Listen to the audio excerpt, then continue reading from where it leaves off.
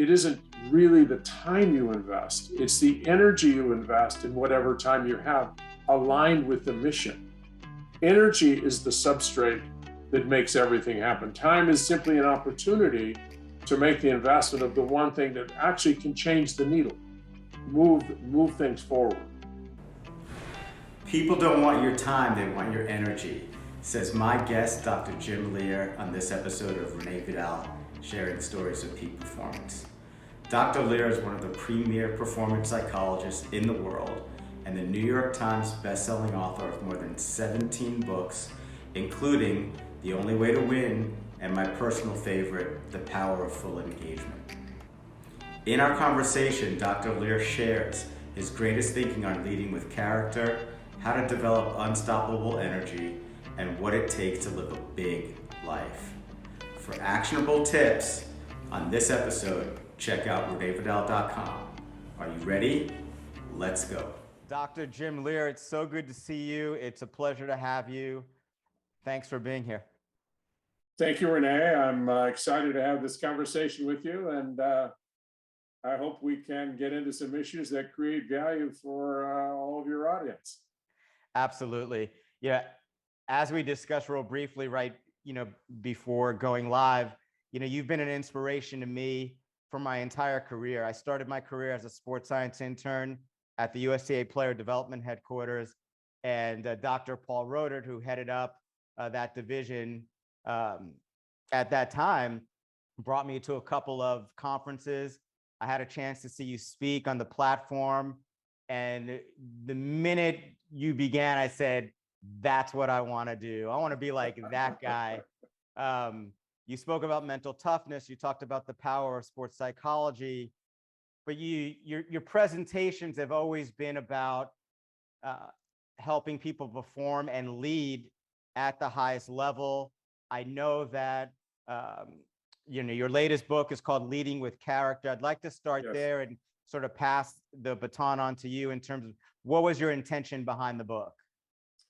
Well, it's been an interesting journey for me, as a psychologist, and began to really specialize in helping athletes perform to the upper level that they're capable of in a high pressure environment. I got into the whole mental toughness space and, competitive strength. But we had this institute that we developed, Dr. Jack Groppel and I developed in 1992. And we had, probably to date, some 400,000 people have gone through the Institute. And I love big data sets. I'm a research guy, a data guy. And I am kind of shocked that I ended up in the character space, which for me, I never had any training in that as a psychologist. That was the purview of philosophers and, religious leaders and so forth. And now I find myself, my last two books have been really delving into the role that character plays in sustained high performance. And the way I got there was by, we worked with 17 number ones in the world in their sports, from Olympians, gold medalists, silver medalists. We had FBI, anti-terrorist teams, special forces, Blue Angels precision flying team. We had sumo wrestlers come and spend 6 months with us. We had world-renowned chess champions. And then we had thousands and thousands of corporate executives, which we call corporate athletes. It was a living laboratory of high performance. And we collected so much data. You walk in, and the first thing we did was we drew blood. We got a pretty extensive blood panel on everyone who was there. We then stuck you in a bod pod and got your lean body mass. And before you came, you had to fill out all kinds of questionnaires and information about all the aspects that we were going to be looking at. And then, then people would go through the program, and for years and years, and we sold the company to Johnson & Johnson in 2008. And I stayed on for another 6 years to help with the transition. But for all the thousands of people who went through, we developed a system for helping people make changes. And I read every single, we had people rewrite their stories and really put in down in black and white exactly what's been their thinking on a particular issue that's been problematic and how they might readjust that. And we looked at their physical, emotional, mental, and spiritual profiles. And the spiritual profile began to emerge as the single most important dominant factor in well-being, in overall performance, in a sustained way. And that all delves into the area of purpose, of values, of beliefs, who you really are from a value perspective. How do you see yourself? How do you really attribute value to you and to what you do, and so on and so forth, and the mindset that you have around that. And so the data drove us to character, and the leading with character is the kind of the application of that to the broader arena of, a lot of it is business oriented, but there's a lot of personal, areas of application there as well. But I never would have guessed I would have ended up in the character space as someone pushing high achievement, but that's where I ended up, and I feel very fortunate to have had that living lab to kind of guide me there. Now it's all over the place. Character now, it's been around for the greatest thinkers have all toyed with this notion of what character is, from Socrates to Plato to Aristotle to the Stoics. And I began reviewing all of their stuff and tried to understand really, what does it mean to have character, and why is character playing such an important role in a performance equation? What is the connection there? And then we started to delve into our own definition of character and understanding it, and and that became probably the dominant kind of search in my own professional life for answers. It's interesting that you mentioned how you started in mental toughness, and then over time, you sort of expanded into other areas. And I've read so much of your work, as you know, and I remember reading The Power of Full Engagement, and there's a section on essentially spiritual toughness, and I remember saying to myself, this is the first time I've ever seen or read Dr. Loehr sort of bring this topic up. It was different and much needed. And I mean, that book was a massive, mass success, in part probably because you started to talk about areas that not a lot of authors were, go places where a lot of authors were not willing to go. Can you break it down first? What does it specifically mean to lead with character? So it's really interesting, Renee, that we began to collect all this data, and I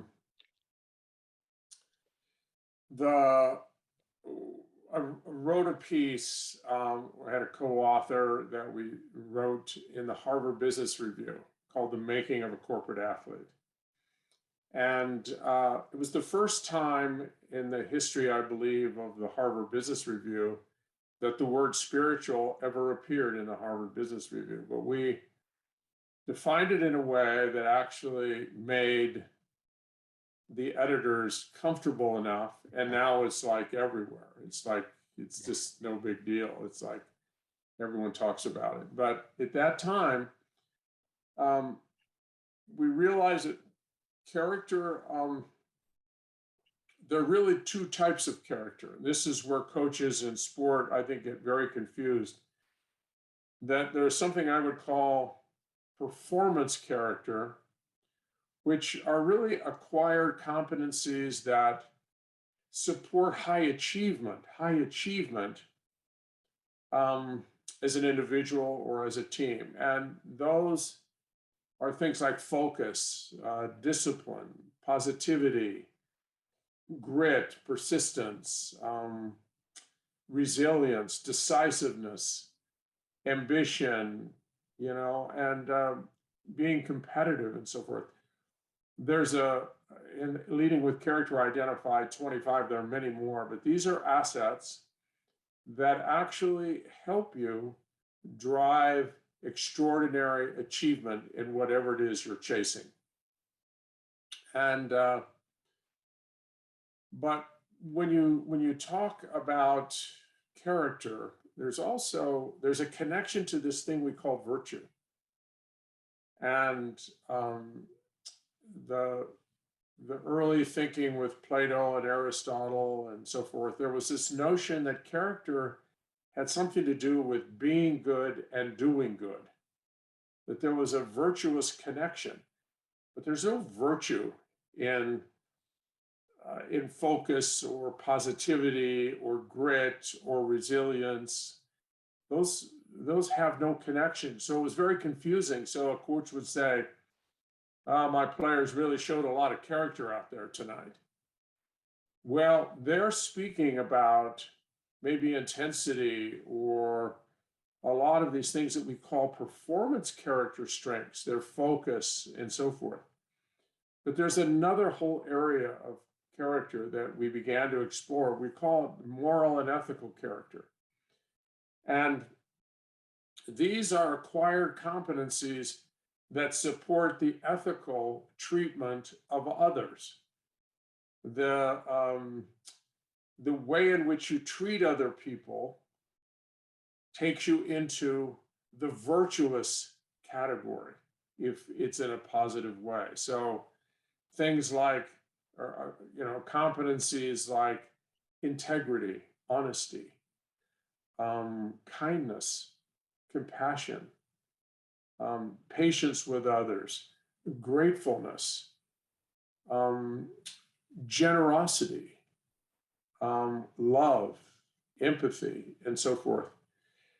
These define kind of the rules of the road for how you treat other human beings. And they are learned just like persistence and focus are acquired. These are acquired assets that help you become a more virtuous person. And for us at the Institute, we began to look and to have a fully functioning person with sustained success, you need a boatload of both. But we learned from the data that the highest priority in terms of an individual is the ethical, moral and ethical category.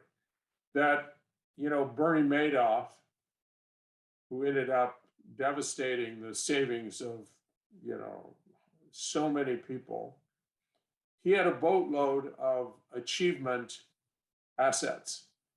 He was persistent, he was positive, he had resiliency, he had everything. There is no morality whatsoever in any of that and in any of the performance assets. And so you can become a great achiever, but you may walk over dead bodies. You can cheat your way to the top. And a lot of coaches try to it's called gaming the system a little bit, fudging the system so that you can win. But what we learned was, after looking at the lives of all these high achievers, that there was something deeply woven into the fabric of our DNA about how we treat others. And people who really treat others badly in their chase to achieve, they have the sense of not really being that fulfilled in the chase. And so when they commit themselves to getting to the top and it's just for themselves only, the purpose is really to become a star, to become famous, what we call extrinsic motivators. It's almost like you have to redo it. Oh, you're only as good as your last performance. You really don't have the sustained sense that you are a valuable person because of the connection that you don't have with other people. And so we looked at this issue of sustained success and a sense of deep fulfillment in the doing, in the chasing, And we found that, I called it the hidden scorecard, that we all, in a sense, are measuring consciously, mostly unconsciously, who we are by our treatment of others. And so we established a priority of the moral and ethical strengths over the performance. You need both to be a successful high achiever and to really do great things and sustain that. But that was such an interesting journey for me and for all of us at HPI. So we really established this notion of purpose at the highest level. Why the heck are you here? What is your goal for being? You were granted the gift of life. You won the lottery of life. What is this all about for you? And the deeper people would get into that space, they realized their lives were really not really about them. It's giving their life away to a cause much bigger than themselves. And that the highest priority is how you treat people in your quest to make a contribution. And then you need to have all these assets of focus and persistence and decisiveness and so on and so forth. And together, you can make an extraordinary contribution. So I have a couple of questions to sort of not necessarily build off of what you said, but to sum up, your comments there. Are you saying it's not just what you do, it's how you do it? Right. Right. And that's been my experience, working with, some successful people in sports and in business, and in life in general. They're very concerned with how they do things. Like it's very important. It's not just about the outcome, the tangible outcome or result. My question is, how do you square up your approach with situational leadership, this sort of commitment to, morals and ethics, but then you've also got situations I could sense that there may be some pushback from leaders in the business community around situational leadership. And also, how do you measure sort of the right moral decisions and behaviors and things like that? How does it affect the bottom line? So, it's a great question, Renee. And for a long time, business leaders saw things like compassion and love and warmth and, just caring, kindness as weaknesses. That, it really doesn't have a real important place in the portfolio of strengths in a great leader. It just gets you into trouble. It just makes it more agonizing. What they want is toughness. They want mental toughness. They want people who can realize what needs to be done and just get it done, regardless of how it might impact people's feelings. But that has changed because people begin to realize that there are lots of ways to scale the mountain. And if you're obsessed with getting to the top and being, number one, and you don't really pay close attention to the rules of the road in terms of your treatment of other people, we've learned that you won't stay at the top very long. And the reason you won't is people don't want you to be there. They don't feel that you really, really are the kind of person that you would like to follow. People want to follow people who have integrity, who have honesty, who are authentic, who care about people genuinely, who have a sense of kind of an understanding of how much you're giving as a person to make this enterprise successful.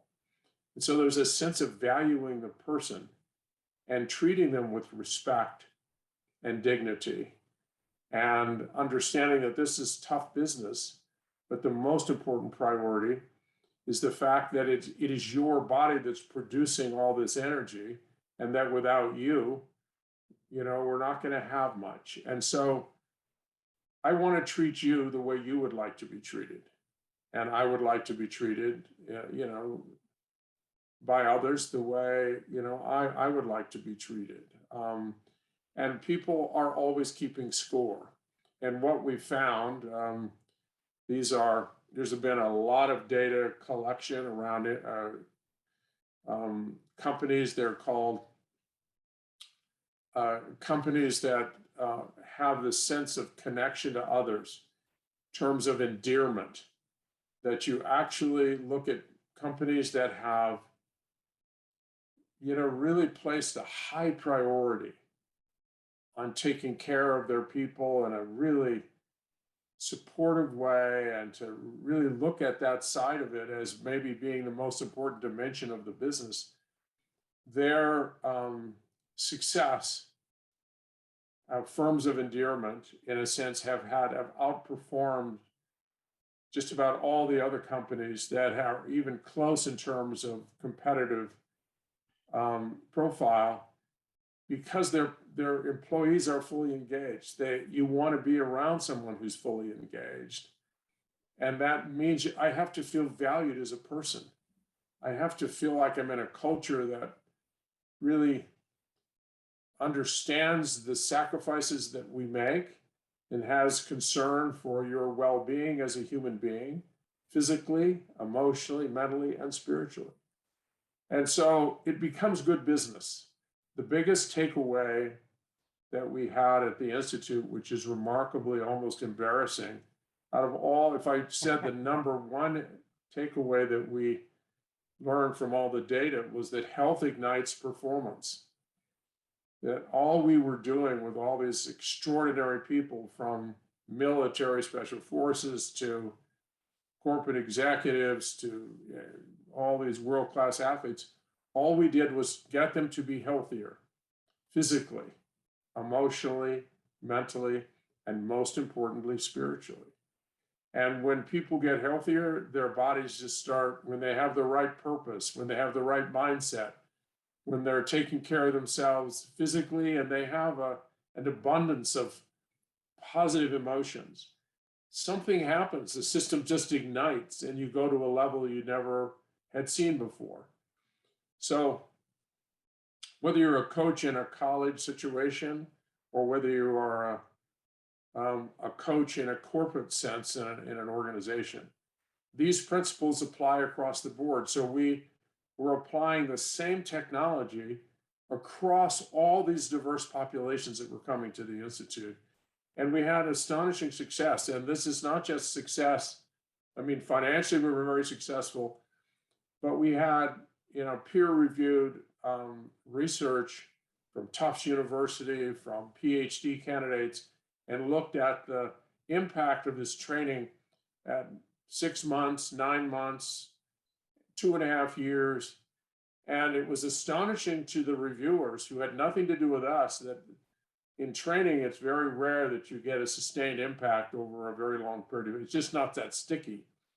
We had a quite a record for making a difference. And we feel the difference was that we connected to how we are engineered as a species more completely than maybe had been done in the past.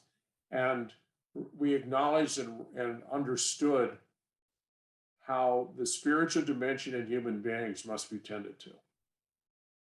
And spiritual just simply means, the energy of the human spirit, your purpose, your value, your sense of being, why you're here on planet Earth, and how you want to conduct yourself, and what kind of legacy do you want to leave behind. And so we take people to the end of their life, they create their eulogy, they look at what would I like to have etched on their tombstone as representative of who they really were when they were here.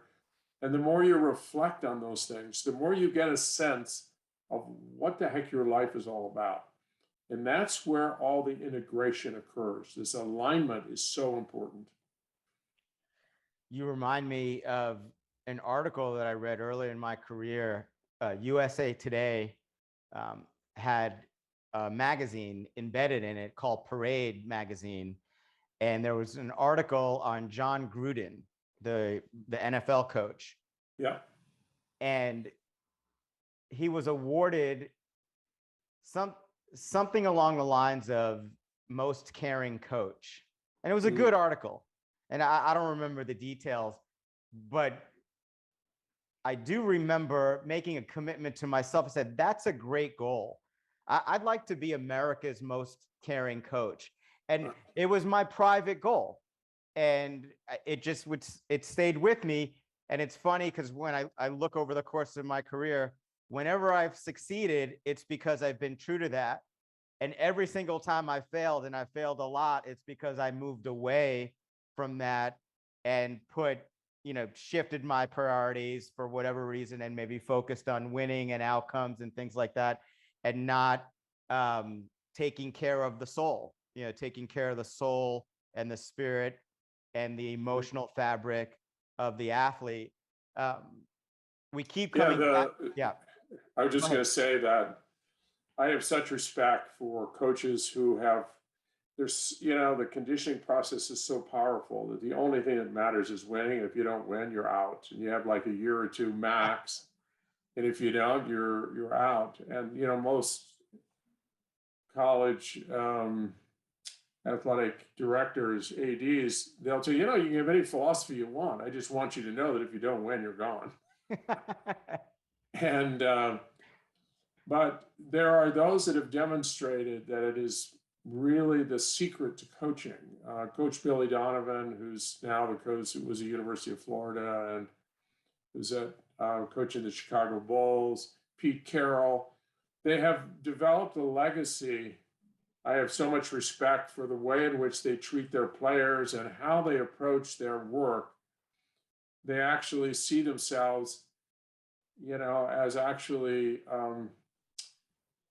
they, in a sense, they're Sherpas helping people to get to the top of the mountain and making sure that they are all tended to physically, emotionally, mentally, and spiritually. They care about their players, and their players can sense it.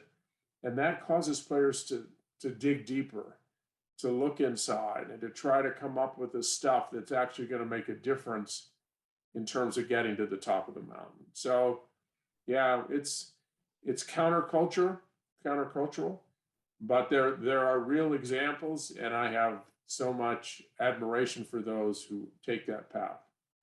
Can you talk to us a little bit about the distinction between time management and energy management? Because you've alluded to this a little bit during this conversation. Yeah, and it was a big thing. As a coach, you recognize this, but as we had our own tennis academy, we had Jim Courier trained there when he was #1 in the world. Pete Sampras trained there. We had our own academy of kids. And, you would watch and you'd have some of the kids, they'd all maybe show up on time, and some would get a great return on the investment of time, and others got a reverse return. And, I was, always looking at the industry of time management. I knew Stephen Covey pretty well, and I knew his son, Stephen M.R. Covey, was on our board. And I was always challenging them. I'm going, I think you might have missed something here. And they go, no, I don't think we have.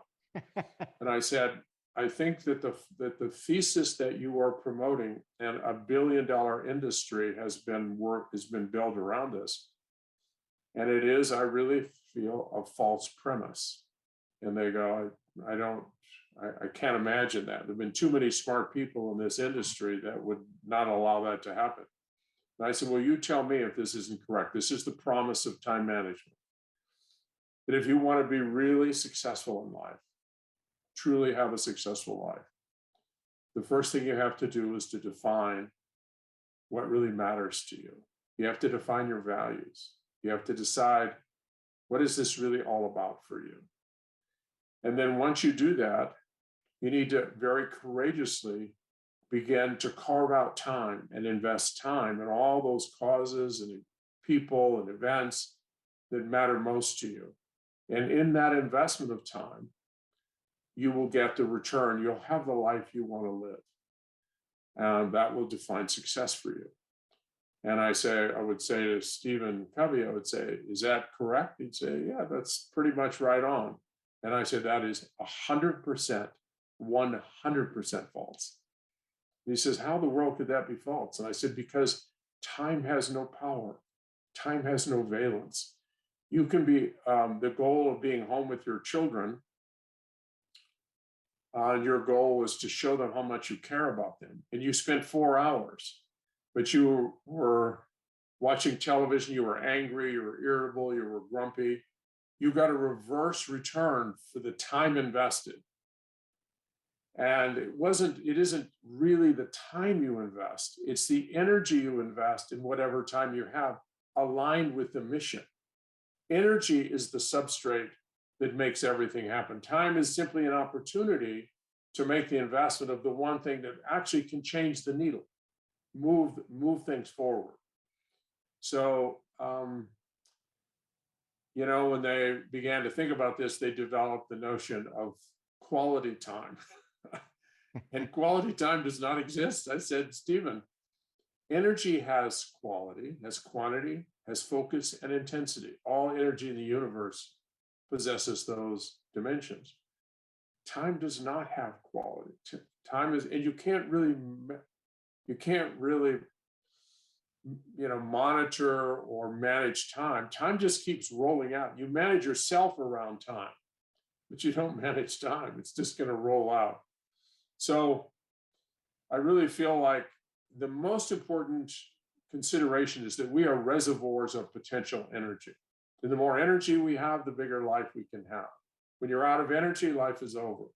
Life begins with the first pulse of energy, and all systems in the body are driven through some kind of energy dynamic. And so you have to have time management. You have to manage your time. But the critical infusion in that equation is the investment of energy. And I call that full engagement. The greatest quantity, quality, focus, and intensity of energy right here, right now. And that's what people want from you. They don't want your time, they want your energy, because you take life out of your body and you give it away to them or to a cause. And that's how they know you care. You can spend 25 years in a marriage, 25 years, and there's no real recognition of any kind of caring there at all. But you can spend, a year in a marriage and have devoted so much of your energy, given so much energy to this person that they are literally overwhelmed by the sense of how much you care about them. So people want our energy. Everyone wants our energy. And because energy is life, and whatever you give your energy to, you give life to. And it is a recognition that this is what I care about. I care about you. I care about this event. I care about this cause, not because I've invested time, but because I've invested significant energy in whatever time I have. I love it. I've got goosebumps. I could feel your passion. For anyone, or for those of us top performers, so to speak, who are always looking for ways to optimize our energy, do you have 2 or 3 sort of real practical, quick suggestions you can offer us? Well, first of all, as I said, if you want to have a big life, you got to be a big spender. We are who we used to be. We are where we were as a species. And as a species, we developed a conservation bias of energy. We want to become very stingy with our energy. And that's because our ancestors, when food and shelter and everything was scarce, they didn't want to waste energy because they needed that energy just to survive, to get whatever they needed. So they never wasted energy. But today we have all the food and water and clothing and shelter, but we still have this sense of being stingy with our energy. We kind of people with they did a research project on people with a remote television changer, and they took that away from them. People would sit for 2 hours watching shows they don't like because they don't want to get up and have to change the channel. I mean, we don't want to spend energy. It's called laziness. But you can be on the sidelines and conserve energy for your whole life and not have much of a life. You didn't have a lot of stress, but not much happens. If you want to have a big life, you're going to have to be a big spender. And then so where do you get the energy? All energy comes from only one place, and that's from the cells of your body, from the mitochondria of your body. Every single of the 30 trillion cells in your body has its own energy production plant. And that energy production plant can be recruited and directed into whatever. As long as you have energy, you have some ability to direct where it's going. And so the physical body, that union, that cellular energy production is basically, it's called the Krebs cycle, but it's basically the union of oxygen and glucose. So the fitter you are, the better your oxygen transport and the better glucose delivery to the cells, the more energy you're going to have. So if you don't eat right, if you're not fit, if you don't sleep right, if you don't get enough rest, there are so many things that contribute to energy production. And so to really get the ball rolling, you want to make sure you take care of yourself. A healthy body produces great energy. And then you got to decide, with all this energy, what am I supposed to do with it? And you've got to buck this sense just to stay on the sidelines and be and really save, be a hoarder of your energy. You want to have a big life, you got to spend, baby. You got to spend big. Just like in the investment world, you want to be a big investor, but you want to be a smart investor, and you want a great return for the investment. And so the first thing I would say is understand where energy comes from. No energy comes from any other place other from the cellular dynamics. And then you want to have a very clear sense of what your priorities are for making investments. Who do you care most about, and what do you care most about? And that's where your energy should be directed. And if you want to have, for instance, a world-class bicep, you want to have twin guns on both sides, you can have that, but that's an upgrade. That's an upgrade. If you want to do it, you can spend hours in the gym and never change the dynamics of your bicep. If you want to have big biceps, you got to go in and you got to invest energy in those biceps well beyond what you normally do by lifting weights, stressing those biceps. And then in a few months, you're going to come out and go, look what I've got on both sides. But that's not normal. That's an upgrade. You want to have an extraordinary asset of kindness or honesty or authenticity or integrity or compassion and even competitiveness. And in all of those assets, focus, discipline, all of the assets on the performance side, you can have those, but you've got to work at it. You've got to do the work. You got to do the heavy lifting. And that means you've got to invest energy repeatedly over and over, and they will grow. You grow what you invest your energy in repeatedly. And so once you've got the energy, then you decide what are the highest priorities for investment.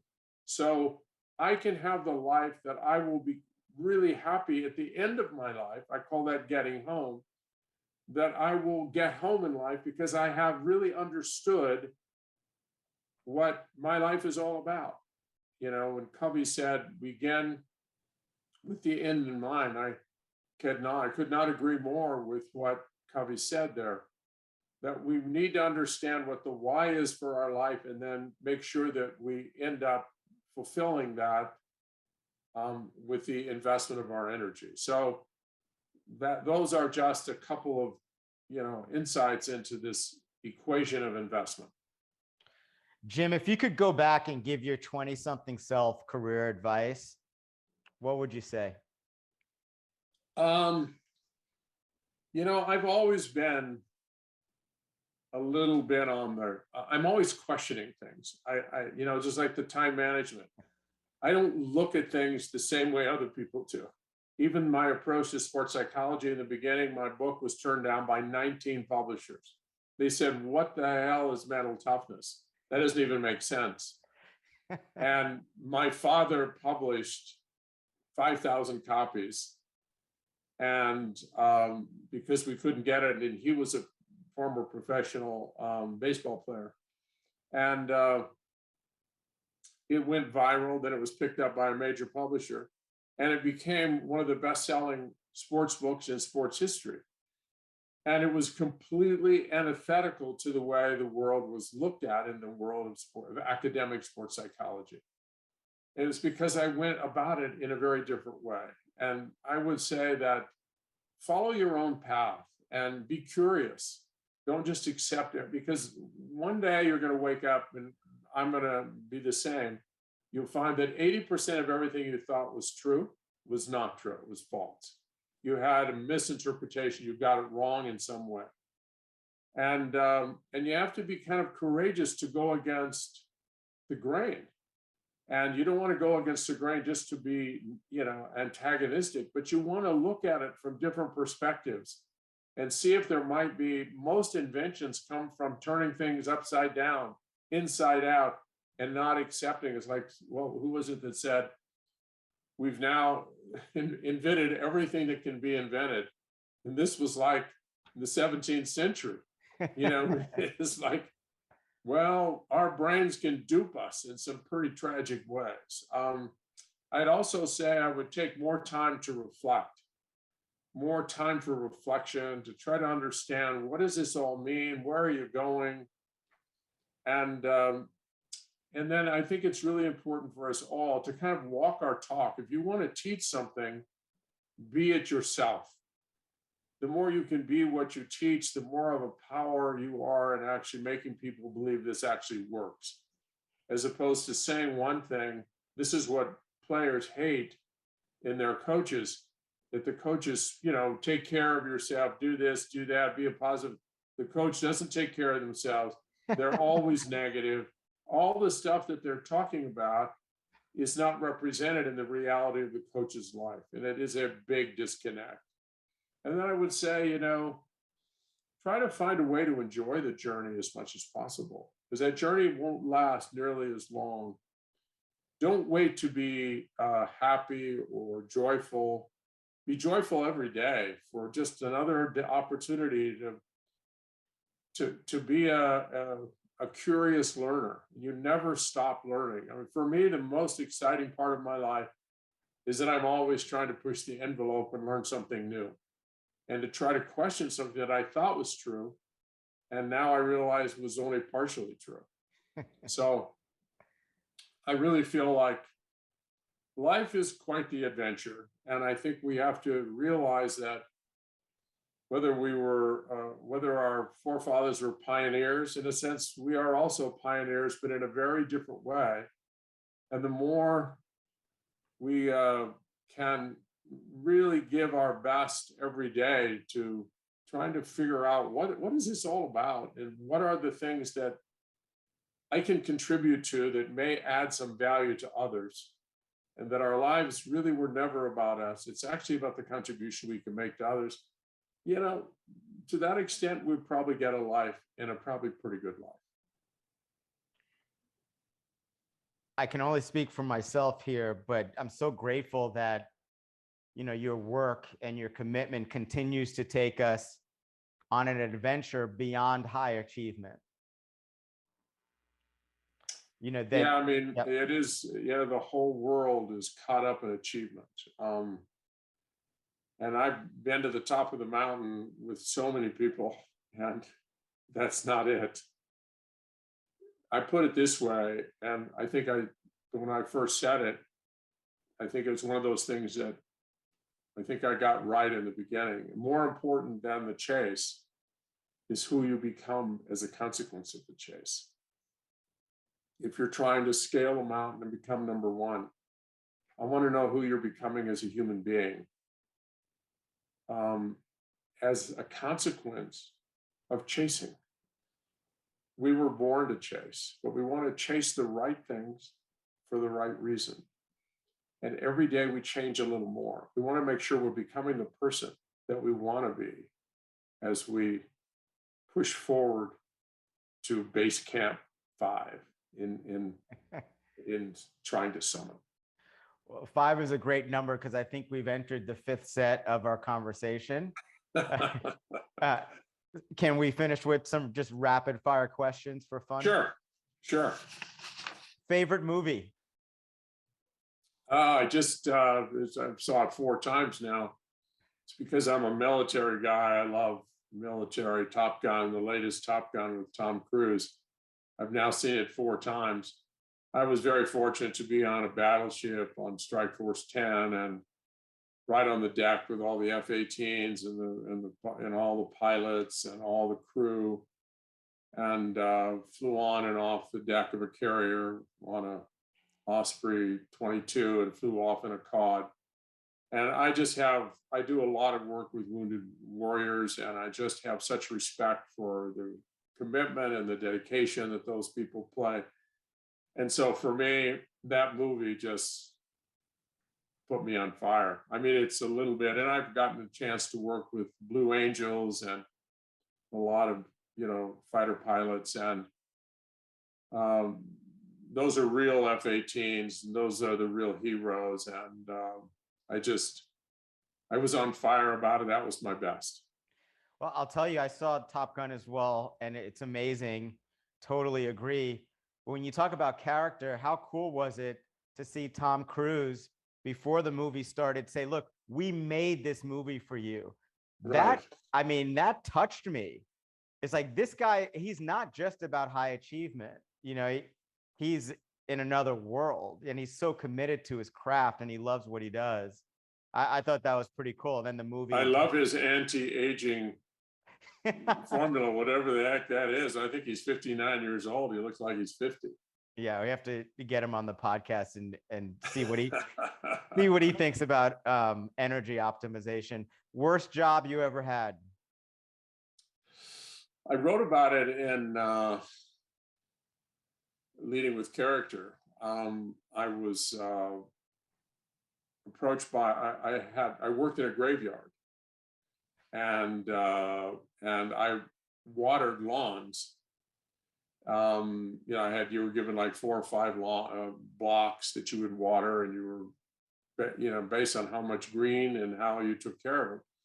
And I made 90 cents an hour. I wanted to buy a new car.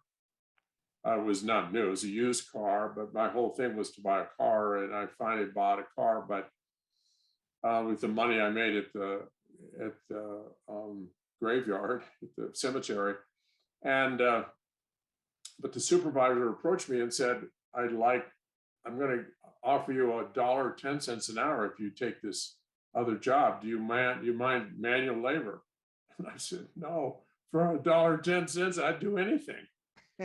So he said, well, you're going to be, when rains come, often it seeps in, and sometimes the cement casket cracks and breaks, and it folds down, and you can actually see there's something has happened with the grave, and we have to go in and repair it. You can't bring a backhoe in. You have to take all that soil out and grass and dirt, and then we bring in a big unit, and they pull the top off and they put a new top on. Would you be willing to do that? I says, absolutely.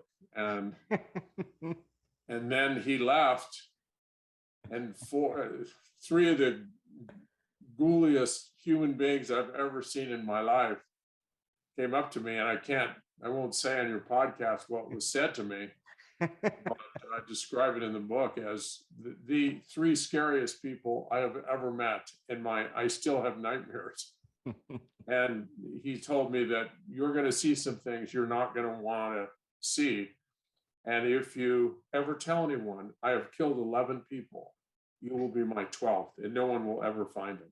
I'm good at digging graves. Oh God, what have I got myself into? So the very first time we dug all the stuff out, and these 3 guys drop down into the grave and rob the grave of rings and belt buckles and gold teeth. And I can still see the body floating around in this murky water and all this stuff.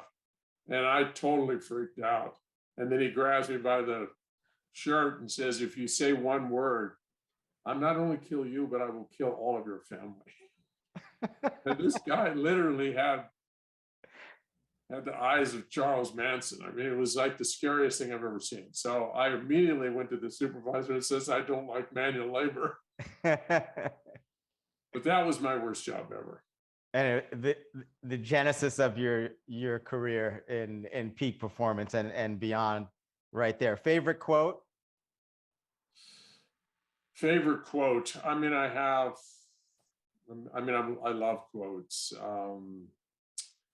I don't know if I could pull up my absolute favorite quote, but one of them is that the two most important days in your life are the days you were born, and the day you were born, and the day you found out why.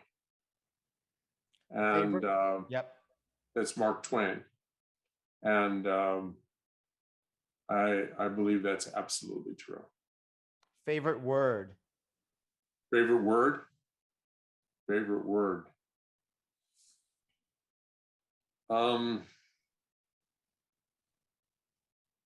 I think it's engagement. Yeah, it's a great word. Favorite animal? I used to train dogs, and I love dogs. Had dogs most of my life, and but my favorite dog is golden retriever. If you could live anywhere other than where you are right now, where would it be?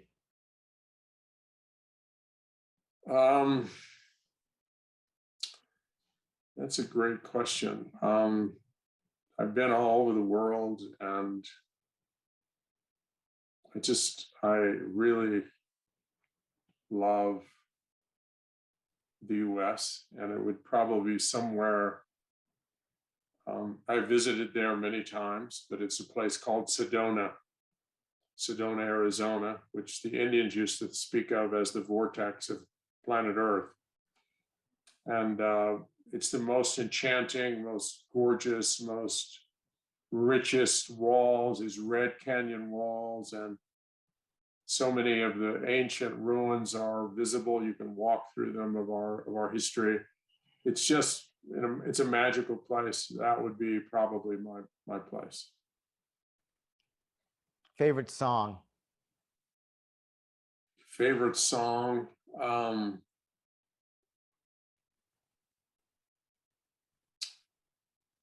Tina Turner, only the best. Jim, what kind of legacy do you want to leave? No, I just hope that, that my work in some way inspires others to reach a little deeper and to, kind of, we all stand on the shoulders of other people. And if I have helped, I've stood on the shoulders of lots of great thinkers, and I'm hoping that maybe my work will inspire other people to find new ways and better ways of helping human beings find their way back home. And we're in a very tough time. And these are very tough times, particularly for youth. And I'm starting a new company with a bunch of incredible people called the Youth Performance Institute, applying all the things that we learned with adults to try to bring this to kids in a way that they can digest. Because I think kids, the pandemic by itself has caused almost the lost generation, because they had lost all their connection to other kids and to groups. They became addicted to gaming, and the only person they had in their life other than family were the people they had online. And that often just brutalized a lot of young boys and girls. And so I'm just hoping that some of my work around character can be applied in a positive direction, most importantly with children. Jim, for folks that want to engage with you further, where can they find you online? So I'm on LinkedIn, all over LinkedIn, and then my website is Jim Loehr, Loehr.com. You can go on my website and I get the messages from there. Do you have any parting shots or words of wisdom for us before we head out today? Yeah, I mean, I would just simply say, first of all, I've enjoyed our conversation and thank you for the opportunity to, explore some ideas. And we're all in this together. We're all trying to figure out how this Rubik cube works. And nobody has all the answers, least of all me. I'm just trying to do the best I can to find solutions, and hopefully we'll all put our ideas together and come up with something much better tomorrow, and then the next day and the next day. And for me, that's all there is. Let's just make it better. Let's commit to getting a little bit better every day. Jim, I want to thank you. I can attest, the level of your impact and the inspiration and the empowerment that I've experienced through your work, through your commitment to excellence and improving and changing people's lives. It's real. And, I know that the student athletes that I'm fortunate to work with on a day-to-day basis are benefiting from your work through me. So thank you so much for taking the time for being with us today. Thank you for having me, Renee, and I hope we move the ball forward in some important way. We did. Thanks so much. Yeah, thank you, Renee. Hope you enjoyed listening to Renee Vidal sharing stories of peak performance. Remember to listen, watch, subscribe, and review anywhere you get podcasts. Keep dominating on and off the court.